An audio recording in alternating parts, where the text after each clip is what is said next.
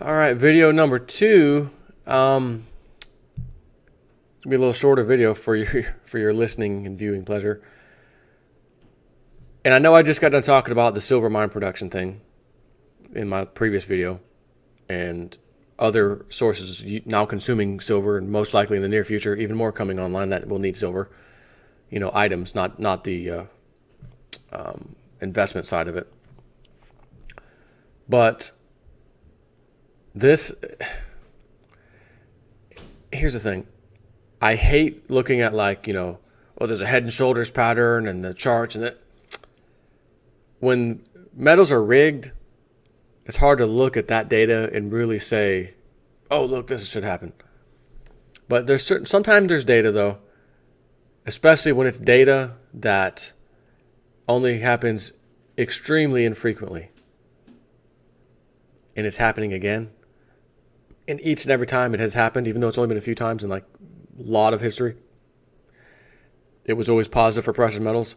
That kind of stuff, again, even though they control the price and all that crap on Wall Street or a COMEX commodities market, I think this is still worth talking about, okay? Because there's something driving this, whether they control the price or not, which is like building a force, if you will, behind the bottle that's ready to explode, and that would be the price of silver and gold. This is specifically about gold, though. This is from silverdoctors.com. Golden Cross. The last time this happened, gold prices ran from $290 to all-time high of, as you know, $1,923.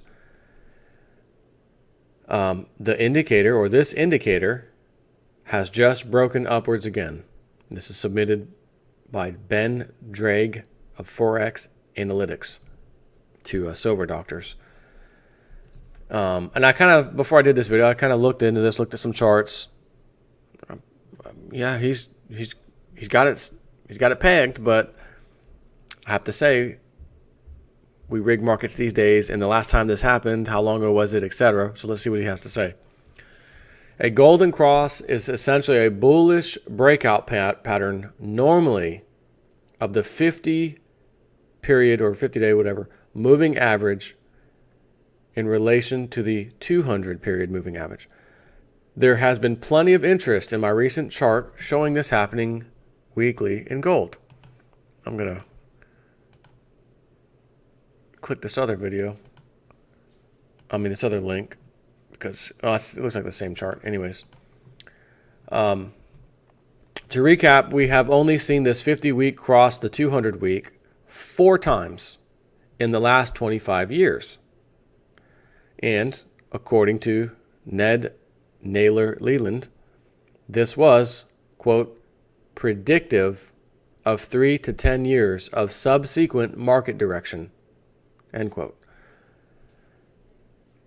The previous time that the 50-week moving average broke upwards in gold was in 2002, and price from then ran from $290, as you know, to the all-time high of $1,923. Would you not have liked to have been in on gold at $290? Even today, round that off to 300. 3, 6, 9, 1,200, 400%. Yeah, that'd be pretty nice, wouldn't it? Typically with silver, it has not been so clear cut, he says. In fact, the moving averages have yet to cross. It looks as though it won't be long before they do, as the 50-week is at 17.56 and rising, whereas the 200-week is at 18.07 and falling. In the last 15 years, we have seen 2 upwards golden crosses. In 2003, prices ran from $4.70, so we're talking silver now, $4.70 to $21.44. And in 2009, it went from $17.80 to the all-time high of $49.82. Now, I'm going to stop and chime in again. Wouldn't you have liked to have had silver at $4.70, round that off to $5? Same time period, $5. Now, before I gave you a 400% price, right? Of course, that's today's price. So 5, 10, 15, 20. It's about the same, right? We're at 18 and some change right now, so it's almost $20. It's almost about 400%. But if you look at the high of $50, it paints a different picture. It's a lot higher. It did way better than gold. Okay. So again, in 2003, the price ran from $470 to $2144, and in 2009, it went from $1780 to the all-time high of $49.82. That's potentially big news, but these are really long-term indicators. It's great for stackers and traders that price looks to be moving in a sustained uptrend, but what's happening in the medium or shorter term. At Forex Analytics, we look to provide clear and uncluttered charts using median lines or pitchforks to identify high probability, low risk entries and exits for traders and investors. For example, the recent fall in the price of silver hit a low of $15.46.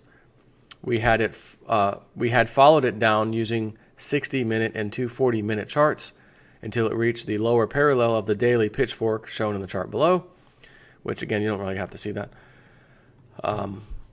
It was not a surprise to see price rebound strongly from there as we touched a recent high of $17.88.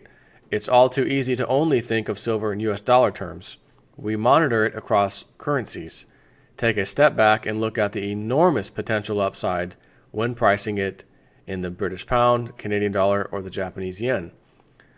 Chart number 4 in silver is British pounds on a weekly basis, and the pitchfork not only shows a significant line of support, but also the potential for price to run much, much higher. Chart 5, silver in Canadian dollars, and once again, the pitchfork delineates lines of support and resistance. The green sliding parallel above is at about $29 Canadian. Chart 6, silver in Japanese yen at long-term resistance, a solid breakthrough at the 2,000 level and could presage a strong move. There is certainly the opportunity for significant upside in silver across a number of currencies. Is the approaching golden cross in US dollars the lighting of the blue touch paper before we see some serious fireworks?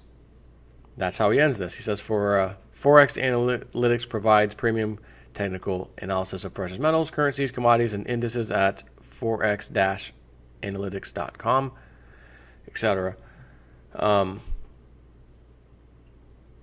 Hold on. This is. I have to read this comment because this is kind of epic. These charts are utter nonsense. Waiting on Bo Polney to confirm the top is in. He is usually the best indicator to go short.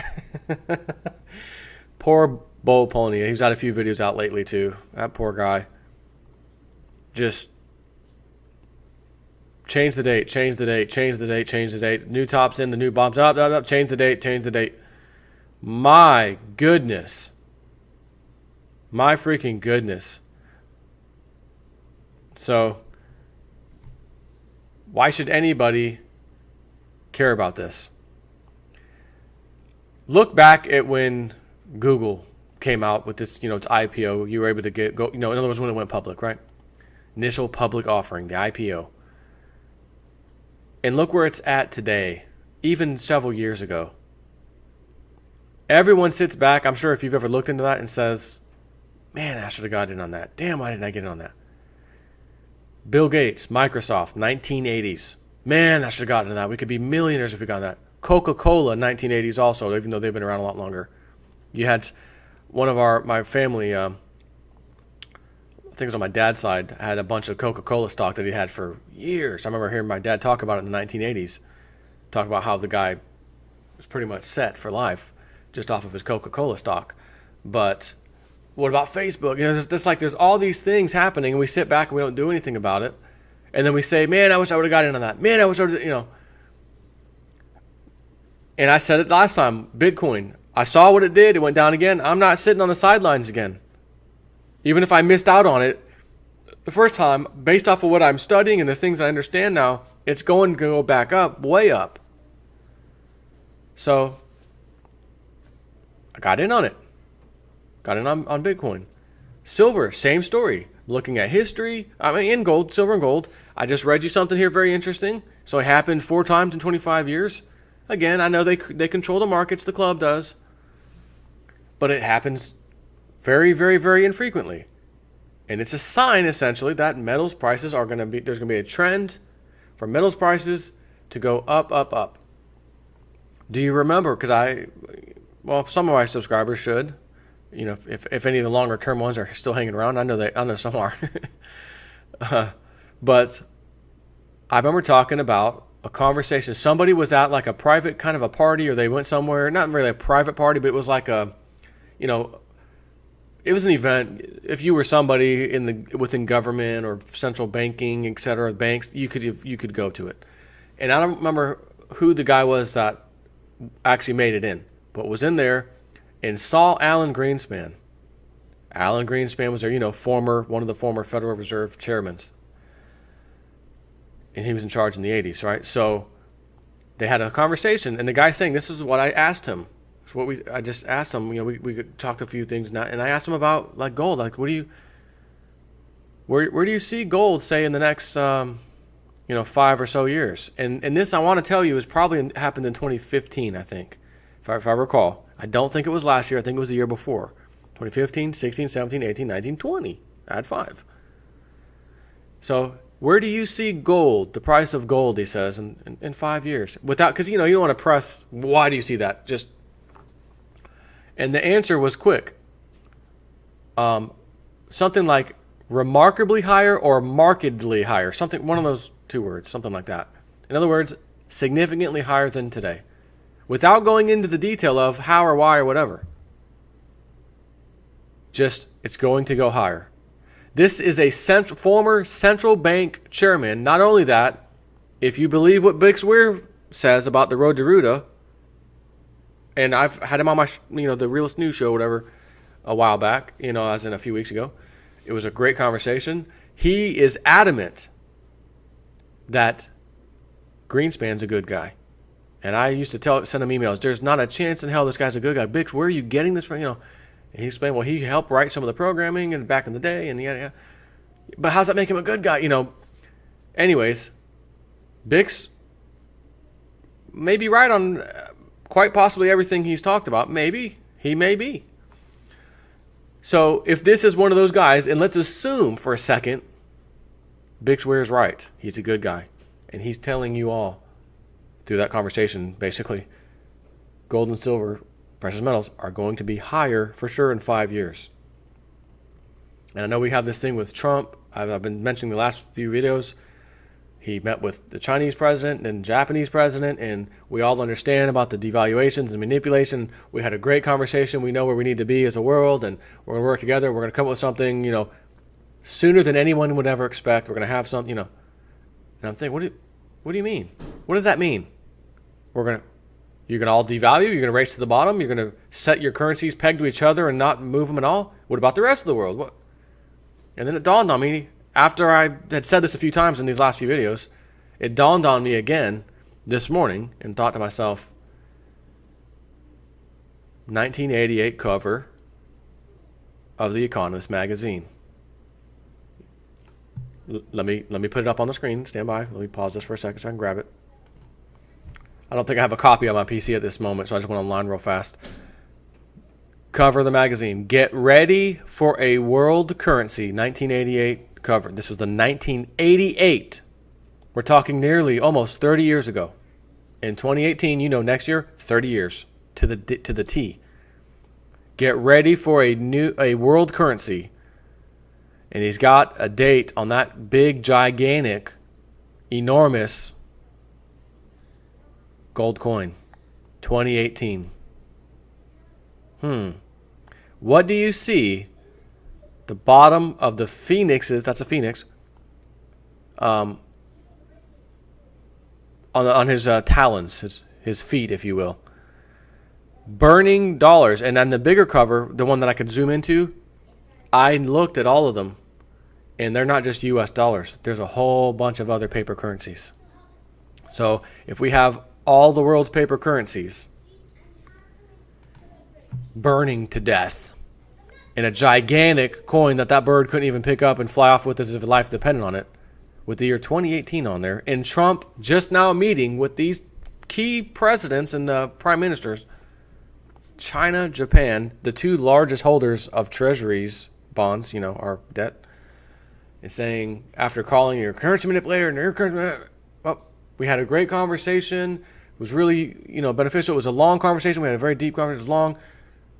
And Trump is hinting around that we got a plan we've agreed on. What if the plan, which it's not their plan, it's the plan of the club that they've always had since 1988 or longer, because the freaking magazine said so, is to come out with a one world currency, and they're all going to tell their respective populations, here's why we have to go to a one currency system. We've had to devalue our dollar. Our Chinese citizens, you tried to flee with your capital to America or Canada, buying your rich mansion houses that you're leaving there rotting because you just want somewhere to put your money outside the system because we're devaluing and you don't want to lose your money. We get it. We put up capital controls. You found loopholes. We fought back. We get it. If there's one currency that the world uses, then you can't possibly have a currency war, can we? Well, I'm going to go into sheeple mode. Well, yeah. That's a good point. You can't really devalue a currency when there's nothing to devalue it against, like another currency. But what if they go to a global currency, like a Bitcoin, okay? And I had somebody email me at my email account that says, Jay Snip, I've been in the financial services industry for a number of years.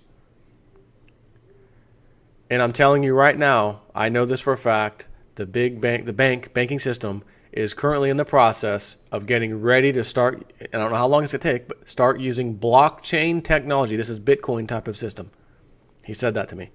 I'm in the industry for years, and they're getting ready to use this. So what if the blockchain technology is Bitcoin type of a system? Maybe it's Bitcoin, maybe it's something else, whatever. He says it's their own. He said it was their own, not Bitcoin. Nonetheless, it's kind of the same, right? Blockchain technology. And the world goes to this. I think they might back that system by that big old coin around that bird's neck, if you know what I mean. That will be the international, maybe settling trade deficits, things like that, even though we're all using the currency, right? Certain deficit, naturally you'd say, well, you just use the same currency to settle the trade deficit or whatever, but they may just simply use it as backing to the world currency some way or another. And at any time, if a country needs their gold or what, fine. You can request your gold, or they have their own gold, or it's the price or the value of the said currency that's coming out, or Bitcoin or whatever, not Bitcoin, but the cryptocurrency, whatever. Maybe it's a new dollar system, paper, whatever it is, could be backed by that. So the value is set based off of gold. All I know, because I'm speculating now, I am speculating, but all I do know is that freaking bird, let's go back to that picture. Let me scoot my little face back over here off the screen. That bird, Phoenix rising from the ashes of paper dollars, is wearing something. There's one thing that blatantly stands out. It's the first thing you see when you see this picture. It's a giant gold coin with a gold necklace holding it, right? That tells me whatever they plan on doing, gold has a massive role in it. Is it going to back it? Is it going to do this? Who knows? All I do know is that is telling us there's going to be a huge role for precious metals in whatever's coming next. And apparently they think it's 2018. For them to say this 30 years ago in your face and have our president meeting right now saying we got something, it's going to happen sooner than anyone thinks. Oh, you mean like next year it'll be ready? Possible. And I realize I told you this video was going to be short. But sometimes I get going and I start thinking of other things that are relevant and important. Oh yeah, let me show them that. Let me show them that. And then I end on this note. So I apologize for lying to you that this was going to be a short one, when in fact it wasn't. It was a normal length video. But I hope you got some usage out of this. This is not stuff that is just to talk about, oh, it's just a magazine cover. Who made it? Is it Mad Magazine? No. It's a freaking Economist. Rothschild part owners of this thing. They're part owners of it. The richest family on the face of the earth. Oh, those guys. Yeah, them. This is by design. Whatever Trump does will be already done by design. We'll see. Take care.